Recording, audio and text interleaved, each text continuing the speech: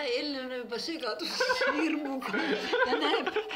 Elle näeb juba lennukeid. Kui neid ei ole. Lennuk lendab. Ei aita midagi, tule. Nüüd ma ootan veel minuti, vaatan, kas veel tuleb. Elle hakkab juba taeva. Läksid 100 tenesetappu teha.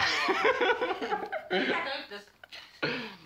Et ütle Eero uuesti, Elle ei kuulnud, ta oli väljas korraks. Miks sa sinna rõõmale ronisid, et sa oled nii lootuse kaotanud, et otsustasid alla hüpata või?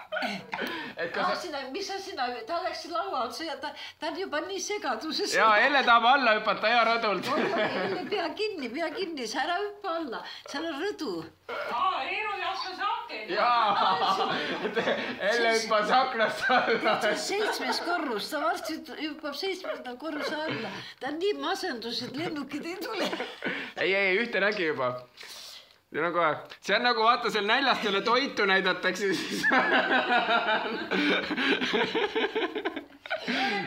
Saada meile raha, meil on juba raha puudus. Aga tead, meil siin ei ole Priidulele raha ja meil ka enam ei ole. Me jääme varsti nälga siin.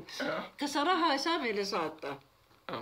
Eurosid võimalikult palju. Oota, kuuled meid või? Vaat kurat.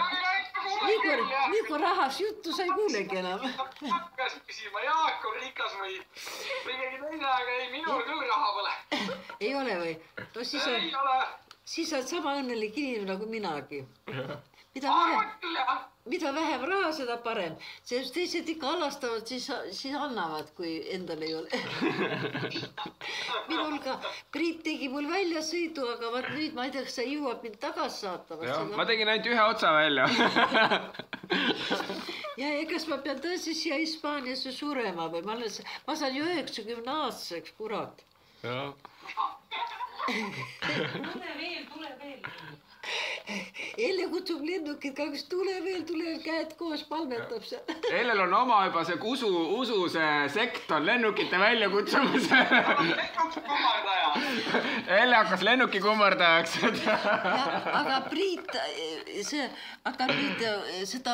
et seda tahma ei tuleks enam, hakkab seda uurima sinna oma arvutiga, et kuidas seda ära hoida. Kändime saama ju kuskile ala Rostoki või kuskile niimoodi. Ei, vanaema lubas jalgsi hakata minema. Tead, mul on jooksujalad. Nemad kuradi ei viitsi palju kõndida, mina tahan kõndida. No Priit ju lubas sinuga täna veel välja minna. Priit lubas välja minna, aga siis Elle palus vihma ja vihmaga sadama. Ja Elle tahtis küll koju magama jääda. No jah, ja nüüd on niimoodi, et ma ei tea, kas ma pean jala hakkama koju minema. Kaua ma lähen, kui ma lähen jala? Ma ei tea, seal kurat mäed jäävad ette ju kurat. Mis jääb? Vanaemal on, mees oli alpinist, saab üle. Muidugi need siin on nii madalad mäed, no mis ma üle ei saa. Kui sa hakkad sinna kuramuse põhja poole minema, tulevad... Eile käisime trennis ka, me käisime siin suur pargis. Tead, kuidas seal kõrgustesse ronisime, mis hirmus siin. Nii et ei ole me treening on olemas, aga ma ei tea, mitu päeva ma lähen koju, ütle mulle. Seal tark mees. Kuskil 3 kuud umbes. Nii vähe? Oi, siis võib küll minna. Siis ma saan veel suvel koju. Aga kui sa hakkad hääletama, siis saad kiiremini. Vaat kui hea, sa oled ikka tark mees, õpetad meid. Nüüd ma tean, et ei tasu nutta, kui need lennukid ei tule tühja nendega. Eero tuleb järgi, jah. Aga ega sina ikka järgi ei tule või? Läheb. Viimane lennuk läks ära.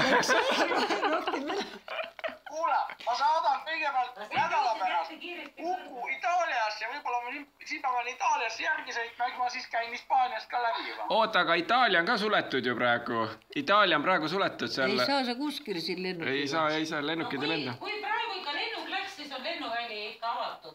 Jah, läkski ära, viimane lennuk läks ära. Ülehomme on jälle kinni. Elle, miks sa seda kinni ei hoidnud, seda lennukit siis? Elle, sa lasid lennukil ära minna, viimane lennuk läks minema Hispaaniast. Ja Elle jäi maa. Kuule, aga seal keegi naerab sinu kõrval ka, ma kuulen natuke või? Jaa, näita pilti. Mul ei ole siin selles aparaadis pole kaamerat. Sa ei saa näidata. No vaat nii lõbusalt me siin elame. Kaks tuli sisse, üks läks välja. Ja ootame paremat tulevikku.